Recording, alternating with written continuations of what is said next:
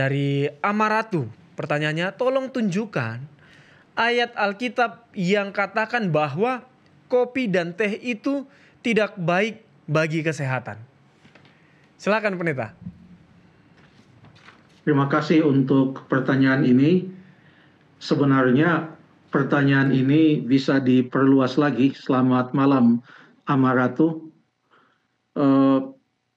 Contohnya kalau kita mau perluas pertanyaan ini, tolong tunjukkan ayat Alkitab yang katakan bahwa narkoba itu dilarang.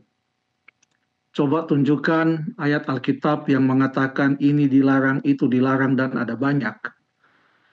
Alkitab memberikan aturan-aturan secara langsung, ada banyak. Jangan kamu membunuh, jangan kamu berzina, jangan kamu mencuri. Tapi Alkitab juga memberikan prinsip-prinsip yang perlu kita ikuti. Dari prinsip-prinsip itu, maka ada aplikasi-aplikasi dari prinsip tersebut yang perlu kita terapkan. Dan untuk itu, maka tentang kesehatan, Alkitab memberikan prinsip tentang kesehatan.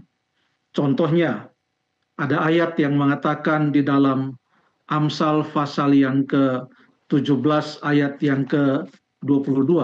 Terkenal ini ayat ya. Amsal pasal yang ke-17 ayat yang ke-22.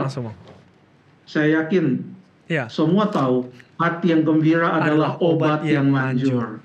Semangat yang patah mengeringkan tulang. Jadi Alkitab memberikan amaran-amaran supaya kita boleh menjaga tubuh kita agar tetap sehat. Itu adalah prinsip. Ada juga ayat lain. Contohnya kita baca di dalam 3 Yohanes pasal yang kedua. 3 Yohanes pasal yang kedua. Tolong dibaca. 3 Yohanes pasal yang kedua. Ayat 3 Yohanes 1 ayat yang kedua. Karena hanya ada satu pasal di surat 3 Yohanes. Ayat yang kedua. Saudaraku yang kekasih, aku berdoa semoga engkau baik-baik dan sehat-sehat saja dalam segala sesuatu, sama seperti jiwamu baik-baik saja. Ya, jadi semuanya harus sehat. Kerohanian kita, fisik kita, pikiran kita sehat. Ini yang Alkitab katakan. Kita tidak bisa memisah-misahkan tubuh kita dengan mengatakan, kalau saya yang penting kerohanian saya.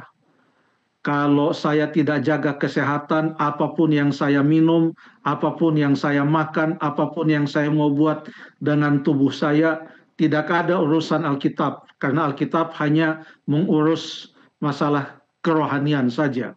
Alkitab mengajarkan bahwa manusia itu adalah suatu kesatuan, satu keutuhan dari suatu insan, dari seseorang, di mana fisiknya mempengaruhi dia punya kerohanian, dan segalanya saling terkait satu dengan yang lain.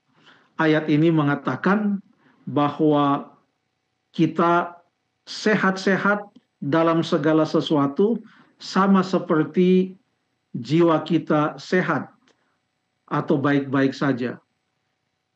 Kalau hidup di dalam dunia yang penuh dengan dosa, setelah kita menjaga kesehatan kita sedapat mungkin, kita masih sakit.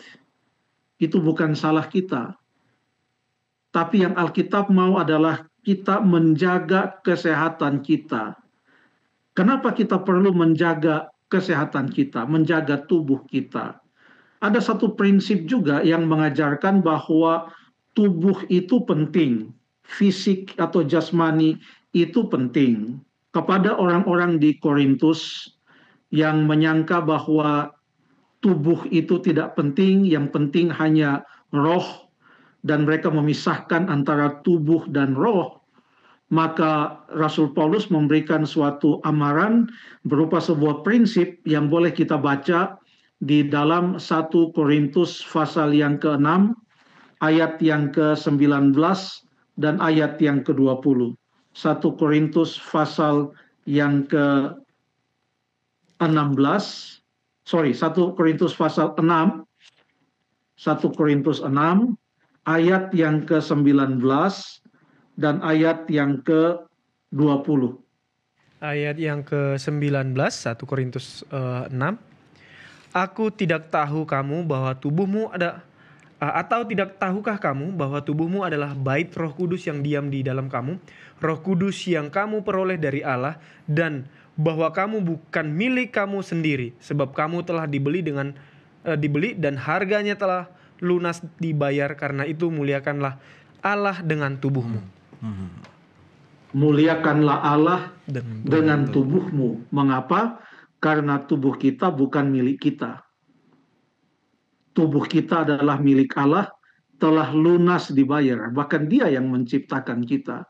Dia mau agar kita menyadari bahwa dalam tubuh kita inilah tempat berdiamnya Roh Kudus yang bekerja di dalam pikiran kita. Bagaimana kita memuliakan Allah dengan tubuh kita? Salah satu ayat yang masih dalam buku 1 Korintus juga, kita boleh buka dalam 1 Korintus pasal yang ke-10 ayat yang ke-31. Bagaimana kita memuliakan Allah dengan tubuh kita? Ayat yang ke-31. Aku menjawab, Ya. jika engkau makan, atau jika engkau minum, atau jika engkau melakukan sesuatu yang lain, lakukanlah semuanya itu untuk kemuliaan Allah. Kita harus melakukan semua untuk kemuliaan Allah, termasuk apa yang masuk ke dalam tubuh kita. Ada prinsip-prinsip Alkitab dan itu satu pelajaran tersendiri. Tetapi sehubungan dengan kesehatan, maka apa yang kita makan, apa yang kita minum, apa yang kita konsumsi, biarlah itu membawa kesehatan bagi tubuh kita dan bukan sesuatu yang merusak kesehatan tubuh kita. Berdasarkan prinsip itulah, maka dengan adanya temuan-temuan saintifik tentang apa yang terkandung pada jenis-jenis makanan atau minuman tertentu, apalagi yang sifatnya adalah adiktif dan itu sangat tidak baik untuk tubuh kita, maka saya memilih untuk tidak mengkonsumsi minuman-minuman tersebut. Itulah yang bisa saya sampaikan kepada Amaratu. Terima kasih.